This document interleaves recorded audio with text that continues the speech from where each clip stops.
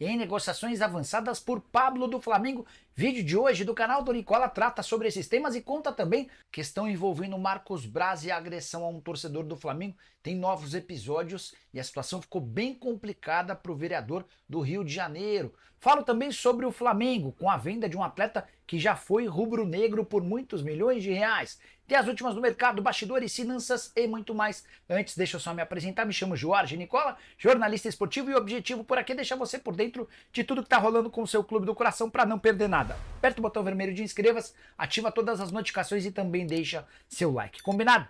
Falar sobre o Flamengo, mais especificamente sobre Marcos Braz, que precisa prestar esclarecimentos de forma pública e urgente. Você vai lembrar que no fim do ano passado, o Marcos Braz, durante o expediente da Câmara dos Vereadores, onde ele deveria estar, ele estava num shopping fazendo compras e acabou agredindo um torcedor do Flamengo, um entregador. Na oportunidade, ele concedeu uma entrevista e disse ter sido ameaçado de morte, ele e a sua filha, de 14 anos de idade, que estava ao seu lado. Mas nessa terça-feira foram divulgadas imagens do circuito de segurança do shopping onde o Marcos Braz estava e todas as versões do Marcos Braz foram desmentidas. Primeiro que a filha do Marcos Braz estava no shopping, mas não estava com ele. Ou seja, se houve ameaça, a ameaça foi apenas ao Braz. O entregador, que é torcedor rubro-negro, assegura que não fez nenhuma ameaça, só pediu para que o Marcos Braz deixasse o Flamengo diante do péssimo momento do time. Também ficou muito claro que foi o Braz quem correu atrás do entregador para agredi-lo. Eles caem, o Marcos Braz morde a virilha do entregador, depois levanta e dá chutes na cabeça do torcedor do Flamengo. Ele ainda conta com a ajuda de um segurança, um amigo, que também agride esse entregador. Enfim, ficou muito claro que o Marcos Braz bateu sem grandes motivos nesse torcedor rubro-negro, e essa história de que a filha dele havia sido ameaçada cai por terra. O próprio Ministério Público trabalha em cima dessa tese e vai pedir punições ao Marcos Braz. Ao mesmo tempo, diante da divulgação dessas imagens, alguns grupos políticos do Flamengo já se movimentam para pedir que o Marcos Braz seja excluído do futebol rubro-negro. E aí ficou muito claro que o Marcos Braz mentiu na cara dura quando concedeu uma entrevista coletiva dia seguinte ao episódio, afirmando que o entregador havia ameaçado a filha dele. Marcos Braz precisa prestar esclarecimentos. Por mais que tenha costas quentes, por mais que a relação dele com Rodolfo Landim seja boa, esse tipo de episódio não pode acontecer. Ele agrediu um torcedor do Flamengo sem grandes motivos, e isso não pode ser aceito em hipótese alguma. Só para fechar sobre o Fla, queria contar que o Tite estuda utilizar na noite dessa quarta-feira, no jogo contra o Sampaio Corrêa lá no Mangueirão, dupla de ataque formada por Bruno Henrique e Gabigol. Provável time do Flamengo com Rossi, Wesley, Davi Luiz, Léo Pereira e Ayrton Lucas, Pulgar, Gerson, Arrasca e De La Cruz, Bruno Henrique e Gabigol. Você gosta? Use espaço para comentários e avalie, beleza? Negociações para a contratação do zagueiro Pablo, que já foi do Timão, foi campeão paulista e do Campeonato Brasileiro em 2017. As tratativas estão em andamento. A ideia do Corinthians é pegar o Pablo por empréstimo de uma temporada com opção de compra. O Flamengo reluta e prefere negociar em definitivo. Atleta de 32 anos de idade, que na temporada passada havia jogado 15 vezes, nessa temporada a situação é ainda mais dramática. Não vai ser utilizado, está fora dos planos do Tite, e a situação vai ficar ainda pior a partir do momento em que Léo Ortiz for confirmado. Tratativas entre Red Bull Bragantino e Flamengo avançaram.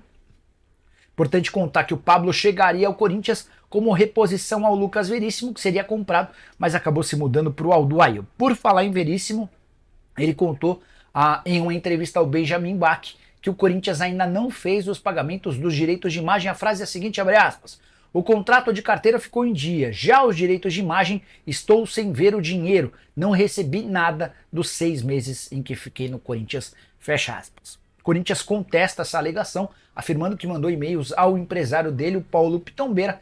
Enfim, aguardemos cenas dos próximos capítulos.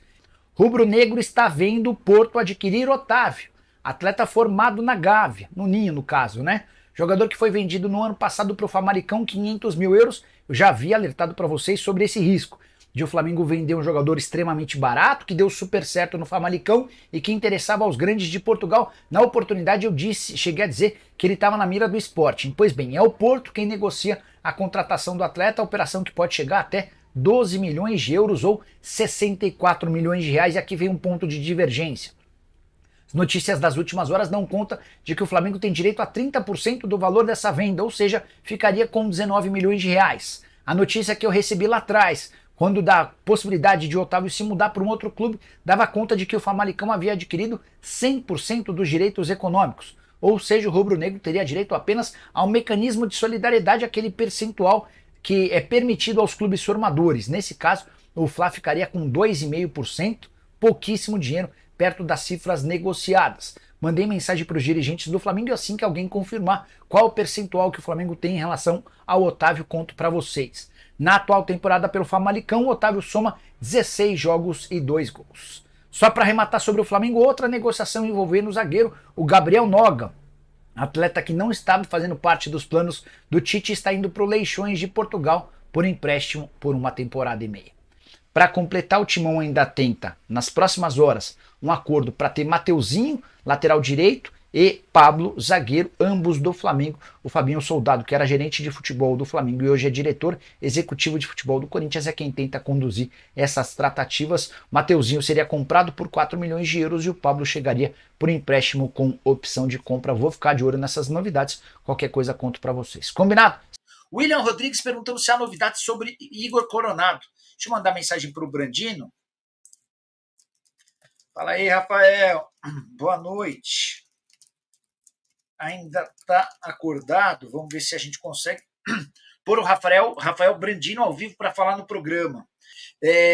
O José Suelmânio, o Zátila Zapata perguntando se o Michael volta para o Flamengo.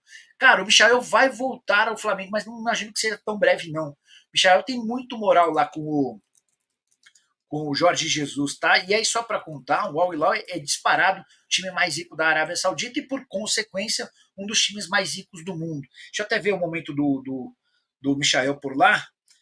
31 jogos, 6 gols e 5 assistências na atual temporada. Dos 31 jogos, ele foi titular em 27, tá? Pablo zagueiro, Pedro Raul, você deve estar perguntando, o Raul Gustavo está jogando no Corinthians. E o Marquinhos do Arsenal, como é que tá? Vamos lá, Pedro Henrique Fernandes. Sobre o Pedro Raul, negociação, a informação que eu tenho é de que falta o pagamento da primeira parcela para que o Toluca o libere. Sobre o Pablo, a coisa deu uma bela esquentada, jogador completamente fora dos planos do Flamengo. O Fabinho Soldado, que era gerente do Flamengo e agora é executivo de futebol do Corinthians, foi quem intermediou o negócio. A tendência é que o acordo saia. Sobre o Marquinhos, atacante do Arsenal, ele foi devolvido do Nantes para o Arsenal. Como a janela na Europa fecha amanhã, não vai haver tempo hábil para que ele vá para outro clube, até porque o Marquinhos está super focado no pré-olímpico. Diante desse cenário, a chance é grande dele vir ao Brasil por empréstimo com opção de compra. Boa noite, Nicola. O São Paulo pode ser considerado a terceira força do Brasil, sendo a primeira o Palmeiras e o Flamengo a segunda. Antônio Lauro Costa. Cara, talvez o Flamengo seja a primeira, o Palmeiras a segunda. Acho que o São Paulo, o Fluminense e o Atlético Mineiro disputam esse terceiro lugar. São times, para mim, muito fortes. O Flu, campeão da Libertadores, o São Paulo, campeão da Copa do Brasil reforçado, assim como o Flu também, o Galo, que conseguiu trazer o Scarpa. Acho que esses 5 são hoje os principais times do futebol brasileiro. Igor Coronado seria uma boa para o Fla, já que iria perder jogadores importantes por causa da Copa América. Igor Leite seria uma opção curiosa se o Igor Coronado aceitasse se mudar para o Fla, porque ele tem várias opções para escolher onde ele seria titular absoluto. E no Flamengo, certamente, ele não seria titular absoluto, né? Não seria nem titular, né? Quanto mais absoluto. Rondinelli, Flamengo parar de contratar após fechar com o Léo? Não. O Léo Ortiz deve ser contratado. A busca também agora por um volante. Ontem o paparazzo rubro-negro chegou a falar em Gregory, volante que pertence ao Inter Miami. Seria mais um negócio com o Paulo Pitombeira, né? Léo Ortiz, o Gregory, e já tem mais um jogador lá que é o Cebolinha. E há necessidade meio que urgente de um lateral direito. Deixa eu até acrescentar uma informação de lateral direito. O Mateuzinho, o Botafogo desistiu do Mateuzinho, tá? O Botafogo entendeu que diante da má vontade do Mateuzinho jogar no Botafogo, não há por que seguir com a negociação. Léo Ortiz fechou com o Flamengo? Ainda não. Mas eu ouvi uma expressão que acho que resume bem.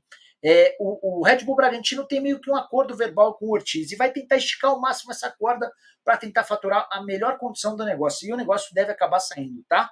Pablo vai por empréstimo ou em definitivo? Ricardo, a pedida do Corinthians é de empréstimo com opção de compra. o Flamengo está tentando empurrar o Pablo em definitivo. Fala, nação rubro-negra. Chegou o momento que todos nós estávamos esperando. Hoje, vou falar sobre a grande notícia que tem movimentado o coração de todo torcedor do Mengão. Gabigol finalmente terá a oportunidade de brilhar como titular novamente. Essa é a chance que estávamos aguardando para ver nosso artilheiro incendiar os gramados e fazer a nação vibrar mais uma vez. Vamos juntos mergulhar nessa emocionante reviravolta no destino do nosso craque. Desde a chegada de Tite, ficamos ansiosos para ver como nosso comandante iria moldar o time.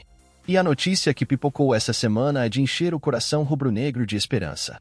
Gabriel Barbosa, o nosso Gabigol, treinou entre os titulares e tudo indica que ele vai ser escalado como titular contra o Sampaio Corrêa. 4 meses no banco de reservas, mas agora é o momento de brilhar. Tite, em seus 15 jogos no comando, nunca escalou Gabigol como titular.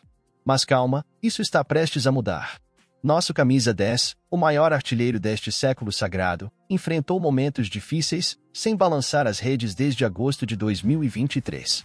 Mas acreditem, o fogo no coração do Gabigol não se apaga fácil, e ele está sedento por mais tempo em campo. Essa é a oportunidade de provar que a estrela rubro-negra continua brilhando. E quando o Gabigol fala, a gente escuta. Ele já disse em dezembro de 2023 que trocou uma ideia com o Tite, mas que respeita as escolhas do professor. Agora é hora de trabalhar ainda mais, mostrar que ele é o cara e pedir pro Tite: "E professor, me coloca aí, eu tô pronto." Nossa joia, Gabriel Barbosa, é um dos maiores ídolos da história do Flamengo. Desde 2019, ele nos presenteou com 2 Libertadores, 2 Brasileiros, uma Copa do Brasil, 2 Supercopas, uma Recopa Sul-Americana e 3 Cariocas. E agora, com Tite, Gabigol tem a chance de escrever mais um capítulo glorioso nessa história. Então, preparem os corações, nação rubro-negra. Hoje é o dia em que nosso artilheiro, Gabigol, volta a brilhar como titular do Mengão. Tenho certeza que vamos testemunhar um espetáculo de garra, raça e gols.